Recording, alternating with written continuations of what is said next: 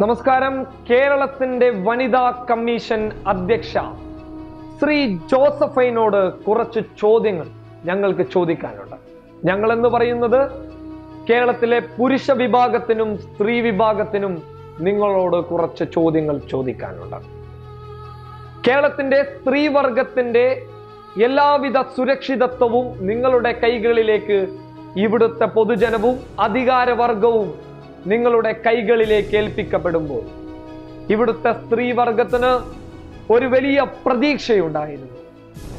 ഇവിടുത്തെ സ്ത്രീകൾ നേരിടുന്ന പ്രശ്നങ്ങൾക്ക് ഒരു തീരുമാനമുണ്ടാക്കാൻ നിങ്ങളടങ്ങുന്ന വനിതാ കമ്മീഷൻ സംഘത്തിന് സാധിക്കുമെന്നുള്ളത്. പക്ഷേ ആ കണക്കുകൂട്ടലുകളെ എല്ലാവിധത്തിലും തോൽപ്പിച്ചുകൊണ്ടിരിക്കുകയാണ് നിങ്ങളുടെ ചില നടപടികൾ.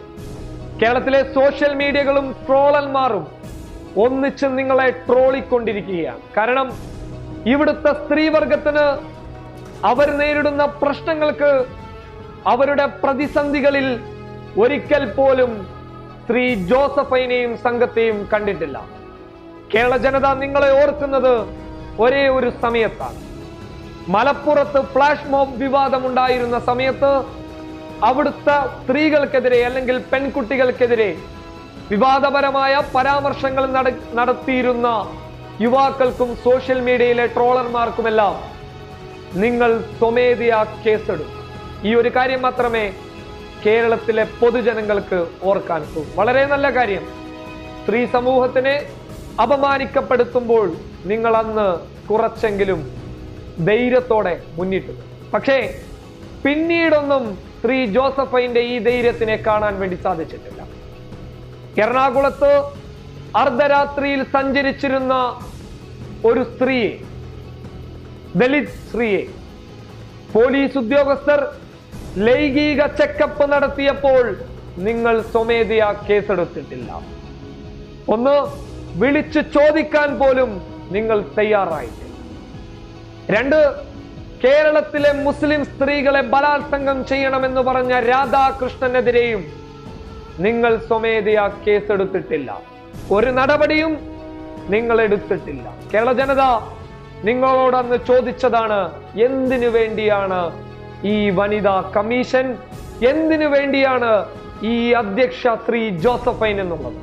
ഒരിക്കലും ഒരു നടപടിയും സ്ത്രീ സമൂഹത്തിന് വേണ്ടിയിട്ട് നിങ്ങളുടെ ഭാഗത്ത് നിന്നുണ്ടായിട്ടില്ല. ഇന്ന് ഇത്തരം കാര്യങ്ങൾ നിങ്ങളോട് ചോദിക്കാനുള്ള കാരണം, ഷൊർണൂർ MLA ശശിക്കെതിരെ DYFI വനിതാ നേതാവിന്റെ ലൈംഗിക ആരോപണത്തിനോട് നിങ്ങൾ പ്രതികരിച്ചത് വെറുപ്പോടുകൂടിയാണ്. കേരള ജനതയുടെ വെറുപ്പ് നിങ്ങൾ സമ്മാനിച്ചിരിക്കുകയാണ്. നിങ്ങൾ പറഞ്ഞു, മനുഷ്യരല്ലേ, സ്വാഭാവികമാണ്, സംഭവിച്ചു കാണാമെന്ന്.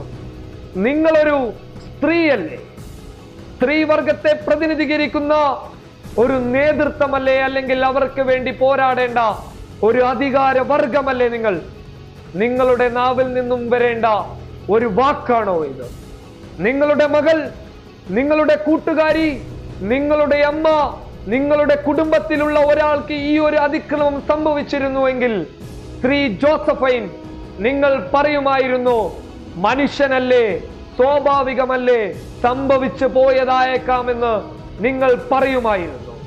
നാണം തോന്നുന്നു കേരളത്തിന്റെ സ്ത്രീവർഗത്തെ പ്രതിനിധീകരിക്കുന്ന, അവരുടെ അവകാശങ്ങൾക്ക് പോരാടാൻ വേണ്ടി ഇവിടുത്തെ ഭരണകൂടവും അധികാരവർഗവും അധ്യക്ഷ സ്ഥാനം നൽകി അലങ്കരിച്ച നിങ്ങളെയോർത്ത് കേരളത്തിലെ സ്ത്രീകൾ ലജ്ജിക്കുക തന്നെ ചെയ്യും.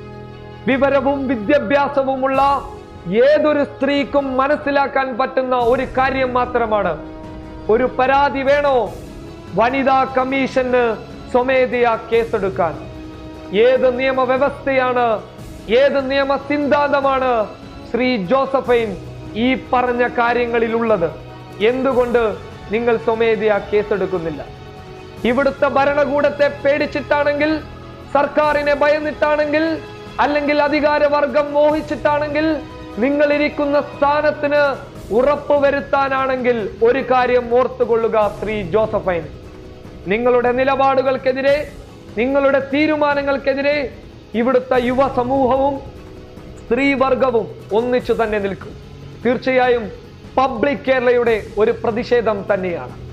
നിങ്ങൾ വനിതാ കമ്മീഷൻ സ്ഥാനത്തിരിക്കുമ്പോൾ, അധ്യക്ഷ സ്ഥാനത്തിരിക്കുമ്പോൾ ഞങ്ങൾക്ക് ലജ്ജ തോന്നുകയാണ്. പിന്നെ സ്ത്രീവർഗത്തെ പ്രതിനിധീകരിച്ച് നിങ്ങൾ ഇനി പൊതുസമൂഹത്തോട് വന്നാൽ ബുദ്ധിയും വിവേകവുമുള്ള സ്ത്രീകൾ നിങ്ങൾക്കെതിരെ വിരൽ ചൂണ്ടുന്ന സമയം കഴിഞ്ഞിരിക്കുകയാണ്. News desk public Kerala.